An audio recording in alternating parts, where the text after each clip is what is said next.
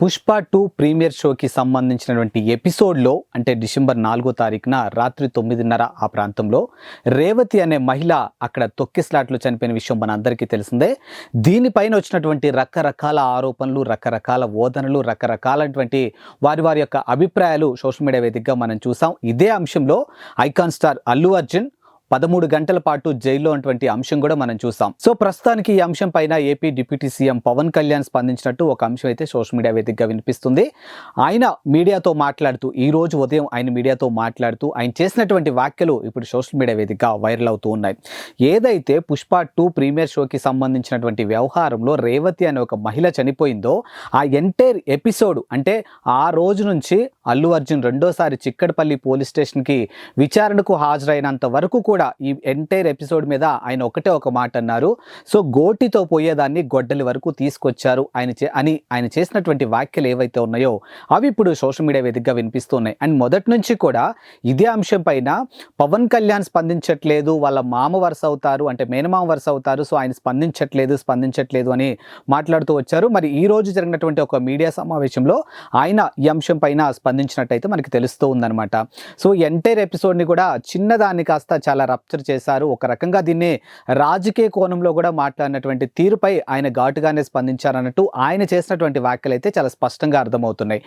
ఏదైతే రేవతి అనే ఒక మహిళ ఆ పుష్ప 2 ప్రీమియర్ షోకి సంబంధించినటువంటి ఆ వ్యవహారంలో ఆ తొక్కిస్లాట్లో ఆవిడ చనిపోవడం జరిగింది. ఆమె కుమారుడు శ్రీతేజ 13 సంవత్సరాల బాబు కూడా పరిస్థితి విషమంగా ఉండడంతో హుటాహుటిన అక్కడ ఉన్నటువంటి పోలీస్ డిపార్ట్మెంట్ వాళ్ళు కూడా సికింద్రాబాద్లో ఉన్నటువంటి కిమ్స్ హాస్పిటల్కి తరలించారు. సో అప్పటికే అక్కడ ఉన్నటువంటి పోలీస్ డిపార్ట్మెంట్ వాళ్ళు మహిళ అయినటువంటి రేవతికి సిపిఆర్ చేసే ప్రయత్నం చేశారు. కానీ వారు ఎంత ట్రై చేసినప్పటికీ కూడా ఆమె అప్పటికే అక్కడ చనిపోయినట్టయితే మనకు తెలుస్తుంది. బట్ బాబు పరిస్థితి కొంచెం విషమంగా ఉండడంతో హాస్పిటల్కి తరలించారు. బట్ బిఫోర్ హాస్పిటల్కి వెళ్లే ముందు అయితే బాబు కూడా సిపిఆర్ చేయడం జరిగింది. బట్ ఆ సిపిఆర్ ఆ ఇంపాక్ట్ అనేది బాబుకి అంటే కొంతవరకు పనిచేసినప్పటికీ కూడా కంప్లీట్గా బాబుకి బ్రెయిన్ డెడ్ అవడంతో అండ్ బ్లీడింగ్ కూడా అయినట్టు తెలుస్తుంది మనకి, ముక్కులో నుంచి, నోస్లో నుంచి, చెవులలో నుంచి.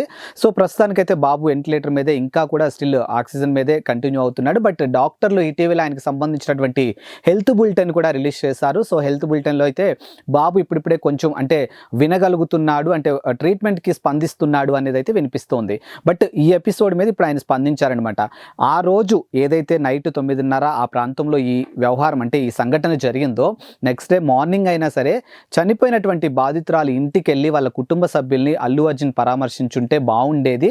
అంటే ఒక మానవతా దృక్పథం అనేది కంపల్సరీ ఉండాలంటే మనకు తెలియని వాళ్ళు ఎవరైనా రోడ్డు మీద పడిపోతేనే అయ్యో పాపమని మనం వెళ్ళి చెయ్యందించడము సంథింగ్ ఏదో చేస్తూ ఉంటాం. అలాంటిది సరే ప్రత్యక్షంగా మీ వల్ల చనిపోకపోయినా కానీ పరోక్షంగా మీ వల్ల చనిపోయారనే వాదనలు కూడా వినిపిస్తున్నాయి. కాబట్టి ఓవరాల్గా పుష్ప 2కి సంబంధించిన ఎపిసోడ్లో ఆవిడ చనిపోయారు కాబట్టి మినిమం హ్యుమానిటీ లేదా మానవతా దృక్పథంతో అల్లు అర్జున్ వెళ్ళి ఆ కుటుంబాన్ని పరామర్శించుంటే బాగుండేది అనే కోణంలో ఇప్పుడు పవన్ కళ్యాణ్ గారు మాట్లాడడం జరిగింది. ఎట్ ద సేమ్ టైం ఒకవేళ ఆ టైంకి పవన్ కళ్యాణ్ గారు అల్లు అర్జున్ గారు అవైలబుల్గా లేకపోయింటే అట్లీస్ట్ మూవీ టీమ్ అంటే ప్రొడ్యూసర్స్ అవ్వచ్చు, లేకపోతే డైరెక్టర్ అవ్వచ్చు, హీరోయిన్ అవ్వచ్చు, వాట్ ఎవర్ ఇట్ పుష్ప 2కి సంబంధించినటువంటి ఎవరైతే దాంట్లో ఇన్వాల్వ్ అంటే ఆ టీం ఎవరైతే ఉన్నారో అట్లీస్ట్ వాళ్ళైనా కూడా వెళ్ళి పరామర్శించుంటే బాగుండేది. అది మినిమం హ్యుమానిటీ కదా. ఎందుకంటే ఒక తల్లిని కోల్పోయిన చిన్న బిడ్డ ఇంట్లో ఉంది, భార్యను కోల్పోయినటువంటి భర్త ఉన్నాడు, అండ్ అసలు తన చుట్టూ ఏం జరుగుతుంది, తన తల్లి ఇప్పుడు శ్రీతేజ కనుక ఒకవేళ హాస్పిటల్ నుంచి కోలుకొని బయటికి రాగానే ఫస్ట్ తను అడిగే మాట ఏదైనా ఉంది అని అంటే, తన నోటి నుంచి వచ్చే మాట ఏదైనా ఉంది అని అంటే అమ్మానే అంటాడు ఖచ్చితంగా. అలాంటిది ఈరోజు తన తల్లి తనతో పాటు లేకపోవడం అనేది నిజంగా అది బాధాకరం విషయం. అసలు అమ్మ అంటే కూడా ఇప్పుడు వాళ్ళ నాన్న కానీ లేకపోతే వాళ్ళ బంధువులు కానీ ఏమని సమాధానం చెప్తారనే కోణంలో కూడా ఇప్పుడు చాలామంది మాట్లాడుతున్నారు. బట్ ఈ అంశం మీద ఈరోజు AP deputy CM Pawan Kalyan గారు స్పందించడం అనేది కొంచెం సోషల్ మీడియా వేదికగా హాట్ టాపిక్గా కనిపిస్తుంది. బట్ ఆయన మీడియా సమావేశంలో ఇదే చెప్పారనమాట.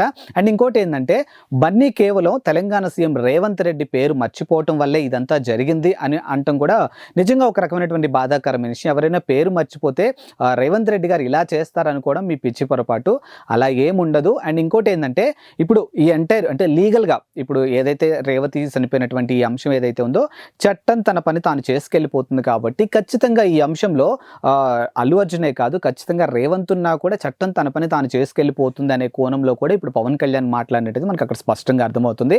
అండ్ ఈరోజు తాజాగా ఇంకా దీనికి సంబంధించినటువంటి ఎపిసోడ్లో భాగంగా పవన్ కళ్యాణ్ దీనికన్నా ముందు కూడా పవన్ కళ్యాణ్ గారిని, AP deputy CM Pawan Kalyan గారిని నిర్మాత మండలి దిల్ రాజు గారు ఎవరైతే ఉన్నారో ఆయన కలవడం జరిగిందనమాట. ఈరోజు ఉదయం ఆయన కూడా కలవడం జరిగింది. అది కూడా జనవరి 10, 2025 పాన్ ఇండియా లెవెల్లో గేమ్ చేంజర్ మూవీ రాబోతుంది. సో మరి ఆ విషయం కూడా మనందరికీ తెలిసిందే.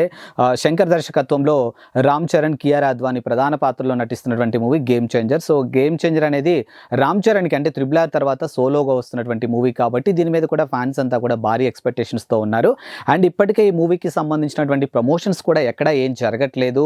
అండ్ మూవీకి సంబంధించినటువంటి ఎలాంటి అప్డేట్ కూడా బయటకు రాలేదని రకరకాలుగా ఫ్యాన్స్ కూడా ఆందోళన చెందినటువంటి తీరు మనం చూసాం. ఒకానొక ఫ్యాన్ అయితే డైరెక్ట్గా మూవీ టీమ్కే కూడా లెటర్ రాసినట్టయితే తెలుస్తుంది. బట్ అందులో ఎంతవరకు వాస్తవం ఉందనేది మనకైతే క్లారిటీ లేదు. బట్ ట్రైలర్ లాంచ్ జరగకపోతే మాత్రం ఖచ్చితంగా నేను సూసైడ్ చేసుకుంటాను అని చెప్పి ఒక అభిమాని మూవీ టీమ్కి లెటర్ రాసినట్టు సోషల్ మీడియా వేదికగా వినిపించింది. నిన్న కట్అవుట్ అంటే గేమ్ చేంజర్కి సంబంధించినటువంటి ఒక అద్భుతమైనటువంటి రికార్డ్ని కూడా కైవసం చేసుకుంది. మనం చూసాము నిన్న విజయవాడలో 256 అడుగుల రామ్ చరణ్ యొక్క కట్అవుట్ పెట్టడం జరిగింది. అది కూడా బుక్ ఆఫ్ వరల్డ్లో కూడా స్థానం దక్కించుకుంది. కాబట్టి గేమ్ చేంజర్కి రిలీజ్కి ముందు నుంచే కూడా ఒక రకమైనటువంటి హైప్ వచ్చినట్టయితే మనకి ఇక్కడ క్లియర్గా అర్థమవుతుంది. అండ్ ఇంకోటి ఏంటంటే గేమ్ చేంజర్కి సంబంధించినటువంటి అప్డేట్ ఒకసారి చూసుకున్నట్టయితే ఈ మూవీ 2025లో వస్తున్నటువంటి మూవీల్లో భారీ బడ్జెట్తో వస్తున్నటువంటి మూవీ గేమ్ చేంజర్ అనడంలో ఎలాంటి సందేహం లేదు. ఎందుకంటే ఇయర్ స్టార్టింగ్లో వస్తున్న మూవీ అదే కాబట్టి ఫ్యాన్స్ అంతా కూడా చాలా హోప్స్తో ఉన్నారు. అండ్ మోర్ ఓవర్ ఏంటంటే త్రిబుల్ ఆర్ తర్వాత రామ్ చరణ్ చేస్తున్నటువంటి సోలో మూవీ కాబట్టి ఇంకా కొంచెం హైప్ ఉందనే చెప్పొచ్చు. అండ్ కియారా అద్వానీ కూడా ఈ ప్రమోషన్స్లో ఒక ప్లస్ అవుతుందనే చెప్పొచ్చు. అండ్ ఓవరాల్గా చూసుకున్నట్టయితే మాత్రానికి ఈ అంశం అంటే గేమ్ చేంజర్ 4-5 తారీఖుల్లో 5-6 తారీఖుల్లో విజయవాడలో కానీ, రాజమండ్రిలో కానీ, కాకినాడలో కానీ దీనికి సంబంధించినటువంటి ఈవెంట్ కండక్ట్ చేయబోతున్నారనేది ఒకటైతే వినిపిస్తుంది. దానికి సంబంధించినటువంటి ప్లేస్ ఏదైతే ఉందో ఆ ప్లేస్ కోసం చూస్తున్నట్టయితే మనకు తెలుస్తుంది. దానికి సంబంధించి గెస్ట్గా ఈరోజు AP deputy CM Pawan Kalyan invite చేయడం కోసం దిల్ రాజు వెళ్ళి కలిసినట్టయితే మనకు తెలుస్తుంది. బట్ ఆయన వస్తారా రారా అనేది మాత్రం క్లారిటీ లేదు. ఎందుకంటే పవన్ కళ్యాణ్ గారు అటు సినిమాల్లోనూ ఇటు రాజకీయంగాను ఎంత బిజీగా ఉన్నారో మనకు తెలుసు. కాబట్టి ఆయన డేట్స్ అడ్జస్ట్ అయితే మాత్రం ఫర్ ష్యూర్ ఆయన వస్తారు. ఎందుకంటే గేమ్ చేంజర్లో ఉన్న హీరో చూసుకుంటే రామ్ చరణ్ కాబట్టి ఆయనకి బాగా ఇష్టమైన కొడుకు అండ్ తన కొడుకుకి తన సపోర్ట్ ఖచ్చితంగా ఉంటుంది కాబట్టి ఖచ్చితంగా ఆబ్వియస్లీ ఆయన వస్తారు. మేబీ డేట్స్ కొంచెం అటు ఇటు అయితే మాత్రానికి ఆయన వచ్చే ఛాన్సెస్ లేదు అనేది మనకు తెలుస్తుంది. బట్ చూద్దాం ఎప్పటి నుంచో ఈ పుష్ప 2కి సంబంధించిన వ్యవహారంలో AP deputy CM Pawan Kalyan గారు ఎందుకు స్పందించట్లేదు అని రకరకాల వాదనలు వినిపించాయి. ఇప్పుడు వాటన్నిటికీ కూడా ఒక రకమైనటువంటి చెక్ పెట్టారనేది మనకైతే ఇక్కడ తెలుస్తుంది. కేవలం గోటితో పోయేదాన్ని గొడ్డల వరకు తీసుకొచ్చారు అనే మాటలు ఇప్పుడు సోషల్ మీడియా వేదికగా వైరల్ అవుతున్నాయి. ఇదే అంశం మీద పవన్ కళ్యాణ్ మరికొన్ని వ్యాఖ్యలు కూడా చేయడం జరిగింది. సో ఇప్పుడు అవి కూడా సోషల్ మీడియా వేదికగా వైరల్ అవుతున్నాయి. హీరోని ఒంటరి చేశారంటూ ఆయన ఒక స్టేట్మెంట్ ఇవ్వడం జరిగింది, అంటే ఒక వ్యాఖ్యలు చేయడం జరిగింది.